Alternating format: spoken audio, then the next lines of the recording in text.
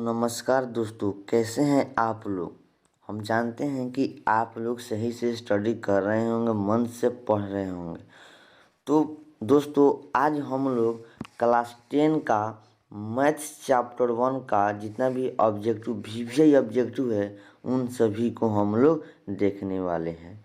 तो चलिए हम लोग बिना देर की इनको सभी के सभी सॉल्व कर लेते हैं, क्योंकि आपके बोर्ड एग्जाम में यहाँ से 5 या 10 ऑब्जेक्टिव पूछ सकता है। 5 या 10 ऑब्जेक्टिव इस चैप्टर से चैप्टर 1 से पूछ सकता है। ठीक है, तो चलिए हम लोग देखते हैं। तो आपका पहला प्रश्न है, दो धन पूर्णांक ए तथा बी के लिए यदि ए बराबर बी क्यू प्लस आर तो इसमें ऑप्शन क्या सही होगा। तो फ्रेंड्स, आपका ऑप्शन यहाँ पे डी करेक्ट हो जाएगा, तो इसका डी राइट आंसर हो जाएगा। मैं आप लोगों में बता दूँ यह कैसे पढ़ा जाता है। तो 0 छोटा है या बराबर है आर से, ठीक है, या आर छोटा है बी से।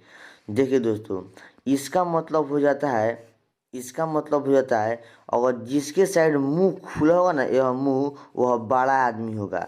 तो 0 से बड़ा यह आर है या आर से बड़ा बी है। देखिए, बड़े आदमी के लिए चाय नाश्ता करने के लिए मुंह खुला हुआ रहता है, ठीक है, और छोटों के लिए उसका पूछताछ नहीं होता है। तो जो बड़ा मुंह जिसको खुला होगा वह बड़ा होगा। तो 0 से बड़ा आर, और इसका मतलब हो जाता है बराबर। क्या हो जाता है? इसका मतलब हो जाता है आपका बराबर हो जाता है। तो हम लोग कैसे पढ़ेंगे? 0 छोटा है, देखिए मुंह छोटा है, 0 छोटा है और बराबर है आर से, आर छोटा है बी से, क्योंकि बी बड़ा है। ठीक है, तो इसका राइट आंसर यहाँ पे आपका डी हो जाएगा।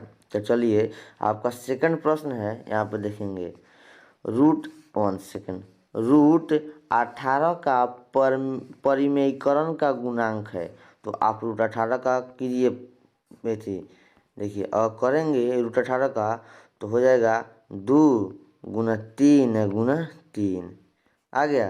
देखिए, तो 2 का जोड़ा पूरा, ये मतलब जोड़ा पुराना है, 3 जोड़ा पूरा गया। तो यह हो गया 3 और यह हो गया √2।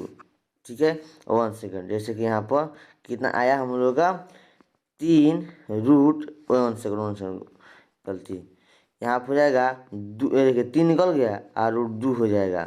तो परिमेयीकरण का गुणांक है, तो अगर आप नीचा 2 से परिमेयीकरण करेंगे, √2 से परिमेयीकरण, तो इसका राइट आंसर यहाँ पे क्या हो जाएगा? बी हो जाएगा, √2 हो जाएगा। क्या हो जाएगा? और √2 हो जाएगा। तो आपका 3 नंबर प्रश्न है, 45 तथा 60 का मौसा है। 45 तथा 60 का मौसा निकालिए।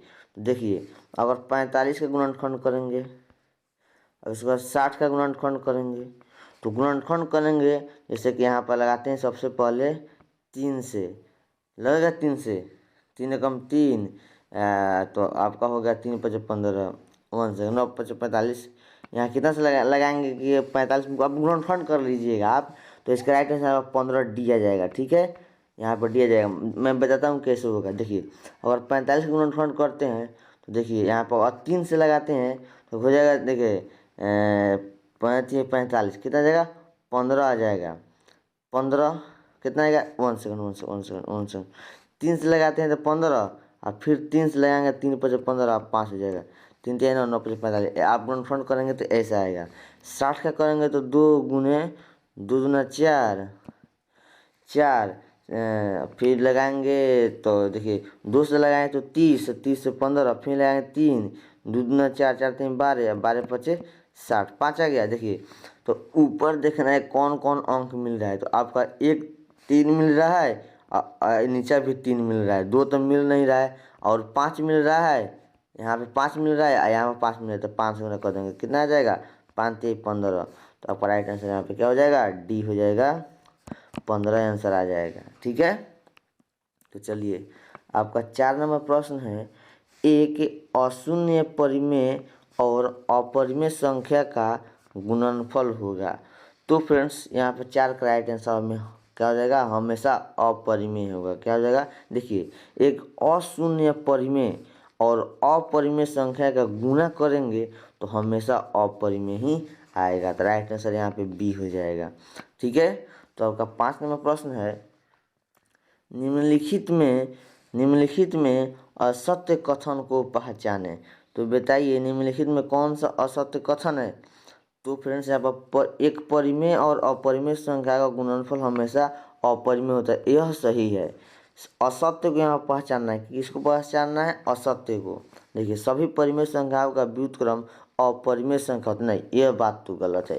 तो इसका राइट आंसर यहाँ पर बी होगा, एक परिमेय संख्या, यह सही होगा, यह भी सही हो जाएगा। लेकिन 5 का यहाँ बी गलत होगा, इसलिए आपका यहाँ पर 5 का बी, क्योंकि असत्य पूछ रहा है, असत्य कथन पूछ रहा है, तो बी राइट आंसर हो जाएगा।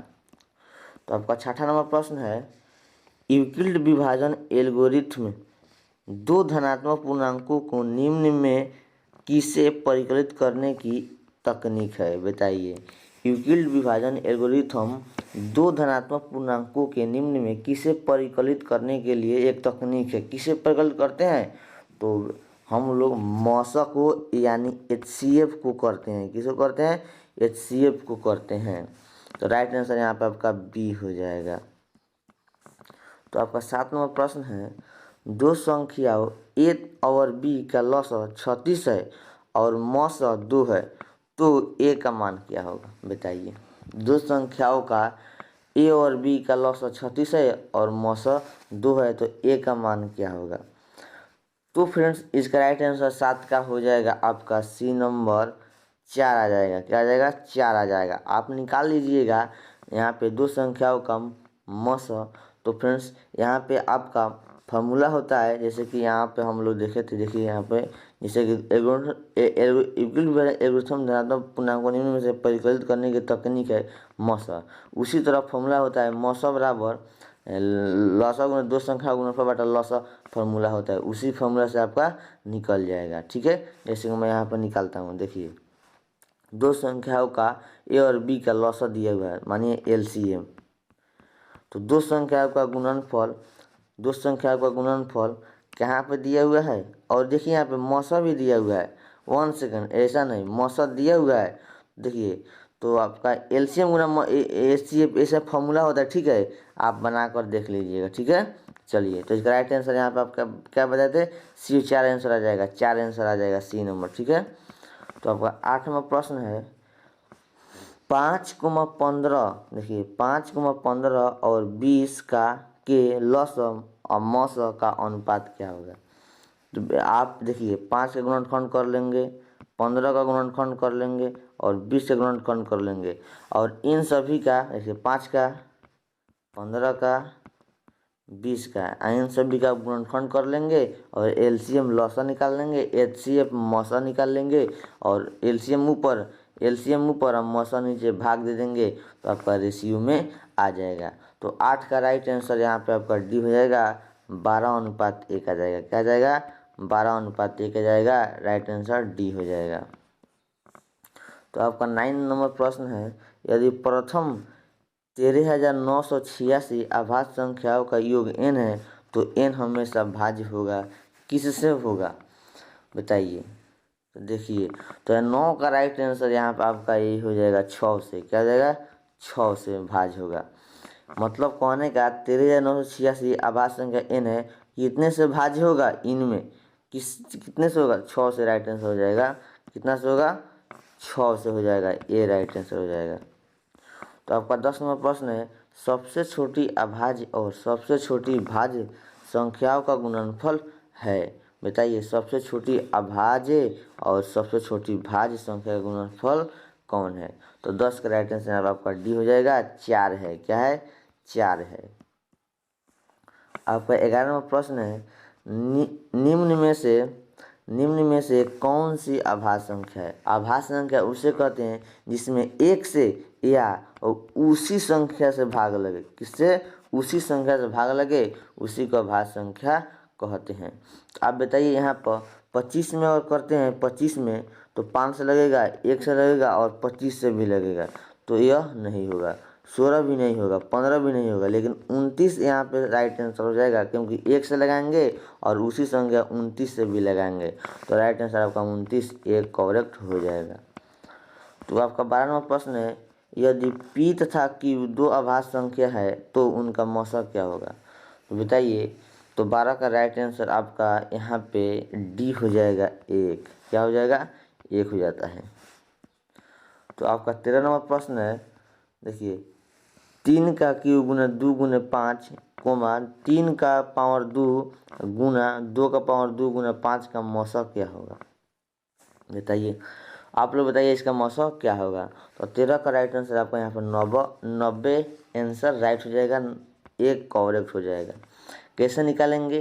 देखिए क्या कर रहा है, मौसा निकालने के लिए कर रहा है। देखिए अगर आप 3 के पावर यहाँ पर 3 देख रहे हैं तो यहाँ पर 3 का पावर 2 देख रहे हैं, तो इसमें से 2 इसमें से 2, तो 3 गुने 3, ठीक है, 3 गुने 3 2 को निकल जाएगा। उसके बाद 2 एगो है, इसमें भी 2 एगो है, तो एगो 2 हो जाएगा। फिर यहाँ पे देखिए 5 1 हो तो 5 1 हो जाए, तो 5 से गुना कर दीजिए। देखिए 3 3 9, 9 दूना 18, 18 पचे 90। राइट आंसर 1 करेक्ट हो जाएगा, यहाँ पे 90 आंसर आ जाएगा। चलिए, तो आपका यहाँ पे 10 नंबर प्रश्न है, वृत्ताकार पथ पर 3 धावक एक ही स्थान से दौड़ना प्रारंभ करते हैं तो एक चक्कर लगाने में कम से कम 1 घंटा लगाने में कम से कम 1 घंटा और 3 घंटा तथा 5 घंटा समय लगते हैं। तो तीनों को प्रस्थान बिंदु पर पुनः मिलने में लगा समय क्या होगा? तो फ्रेंड्स क्या कीजिए जानते हैं, इसका आप एलसीएम निकाल लेंगे। क्या करेंगे? एलसीएम निकाल लेंगे। 1 घंटा का, 3 घंटा का, 5 घंटा का। देखिए इसमें भी 1, इसमें भी 3, इसमें भी 5, गुना करें 3 पचे 15। तो राइट आंसर है इसका 14 का डी हो जाएगा 15 घंटा। क्या हो जाएगा? 14 का डी हो जाएगा 15 घंटा। राइट आंसर यहाँ पे आपका डी हो जाएगा। क्या हो जाएगा? डी राइट आंसर हो जाएगा। चलिए आपका 16 नंबर प्रश्न है, निम्नलिखित में से कौन अभाज्य संख्या, फिर रह गया अभाज्य संख्या कौन है? तो अभाज्य संख्या 1 से भाग लगे या उसी संख्या से भाग लगे, उसी को अभाज्य संख्या कहते हैं। देखिए 15 तो आपका नहीं होगा, 12 भी नहीं होगा, 75 भी नहीं होगा, लेकिन 23 होगा। तो राइट आंसर यहाँ पर आपका 15 का बी राइट आंसर हो जाएगा। तो चलिए आपका 16 नंबर प्रश्न है, यदि 65 तथा 117 का मौसा 65 m माइनस 117 के रूप में है तो m का मान क्या होगा? तो फ्रेंड्स यहाँ पर देखिए, अगर आप 65 और 117 का मौसा निकालते हैं कितना आ जाएगा? तो मौसा आपका 13 आएगा। आप निकाल कर चेक कर लीजिए, 13 आएगा। कितना आएगा? 13 आ गया। तो अगर आप 65 1 सेकंड 65 का जगह 65 हो गया, और m का अगर आप मान 2 रखते हैं और 117 घटाते हैं तो आपका 13 आ जाएगा। मतलब 2 रखेंगे m का मान तो हमारा 13 आ जाएगा, और 65 और 117 का एलसीएम निकालेंगे तो 13 आ जाएगा। मतलब हमारा 2 राइट आंसर यहाँ पे बी करेक्ट हो जाएगा। यहाँ पर m का मान 2 रखेंगे और 117 घटाएंगे तो 13 आ जाएगा। तो राइट आंसर बी हो जाएगा। तो आपका यहाँ पर 17 नंबर प्रश्न है, 2,10 और 20 के लसा और मौसा का अनुपात। देखिए यह फ्रेंड्स बहुत वीवीआई प्रश्न होता है, क्योंकि यह बार बार पूछता है लसा मौसा का अनुपात, मौसा लसा का अनुपात। ठीक है, तो देखिए तो यहाँ पे आप 2 का गुणनखंड कीजिए, 10 का गुणनखंड कीजिए और 20 का गुणनखंड कीजिए, और सभी के गुणनखंड करके सबसे पहले आप एलसीएम निकाल लीजिए, उसके बाद एचसीएफ निकाल लीजिए, और लसा एलसीएम और एचसीएफ मतलब लसा मौसा का भाग इस तरह कर दीजिए और आपका अनुपात चल आएगा। ठीक है, तो मैं यहाँ पर डायरेक्ट आंसर बता देता हूँ क्योंकि आपका बोर्ड एग्जाम बहुत नज़दीक आ चुका है। आपको बताएंगे तो अब तक आप लोग लेट हो सकता है, वीडियो लंबा बन सकता है। तो 17 का राइट आंसर आपका यहाँ पे क्या हो जाएगा? बी आएगा। आप बनाएंगे तो 10:1 आ जाएगा। ठीक है, तो इसका राइट आंसर बी करेक्ट हो जाएगा। तो आपका 18वां प्रश्न है, सबसे छोटी भाज्य संख्या और सबसे छोटी अभाज्य संख्या का, देखिए यहाँ पे मौसम लिखा चुका है, यहाँ पे मौसा होगा। क्या हो जाएगा? यहाँ पे मौसा रहेगा। मौसा कितना होगा? मौसम नहीं होगा, मौसा होगा। ठीक है, तो बताइए सबसे छोटी भाज्य संख्या अभाज्य संख्या का मौसा। तो तो 18 का राइट आंसर आपका यहाँ पे बी हो जाएगा। 2 आता है, कितना आता है? 2 आता है। जैसे कि अगर सबसे छोटी भाज्य और सबसे छोटी अभाज्य संख्या का मौसा निकालेंगे तो 2 आंसर आएगा। आप निकाल कर देख सकते हैं। सबसे छोटी भाज्य संख्या ले लीजिए और सबसे छोटी अभाज्य संख्या को लेकर एचसीएफ मतलब मौसा, यहाँ पर मौसम नहीं होगा, मौसा निकाल कर देखिए, आपका राइट आंसर चला आएगा। तो आपका 19वां प्रश्न है, यदि ए और बी अभाज्य संख्या है तो ए और बी का लॉसा क्या होगा? तो इसका राइट आंसर ए बी हो जाएगा। क्या हो जाएगा? A B C right answer हो जाएगा। तो आपका 20वां प्रश्न है, दो लगातार संख्याओं का मौसा क्या होगा? दो लगातार संख्याओं का मौसा क्या होगा? जैसे अगर 3 और 4 को निकालते हैं तो इसका मौसा क्या होगा? और अगर 3 का गुणनफल करेंगे तो 1 गुना 3, 4 का करेंगे तो कितना आ जाएगा? 1 गुना 2 गुना 2। देखिए इसमें 3, इसमें 3 नहीं है, इसमें 2, इसमें 2 नहीं है, 1 मिल रहा है तो इसका एक राइट आंसर हो जाएगा। तो 26 का बी राइट आंसर हो जाएगा। जैसे कि अगर हम लोग 3 4 लिए थे, 13 और 14 लीजिए, मतलब दो लगातार संख्या 13 14 दो लगातार है, इसका निकालेंगे तो आपको एक ही मौसा आएगा। तो राइट आंसर इसका क्या हो जाएगा? बी हो जाएगा। क्या हो जाएगा? बी हो जाएगा। तो आपका 21वां प्रश्न है, 5005 के कितने अभाज्य गुणनखंड है? तो आप 5005 का अभाज्य गुणनखंड कर दीजिए और यहाँ पर देख लेंगे कितने अभाज्य गुणनखंड है। तो 21 का राइट आंसर आपका यहाँ पे बी हो जाएगा। क्या हो जाएगा? बी हो जाएगा। 4 राइट आंसर हो जाएगा। तो आपका 22वां प्रश्न है, 6, 8 और 22 का लस और मौसा का अनुपात। देखिए फ्रेंड्स, मैं आपको गेस करता हूँ कि ऐसा प्रश्न आपके बोर्ड एग्जाम में जरूर पूछा जाएगा। ठीक है, तो बताइए इसका राइट आंसर क्या होगा? तो आप 6 का निकाल लीजिए, गुणनखंड कर लीजिए, 8 का कर लीजिए, 22 का गुणनखंड कर लीजिए और लौसा मौसा का अनुपात निकाल लेंगे।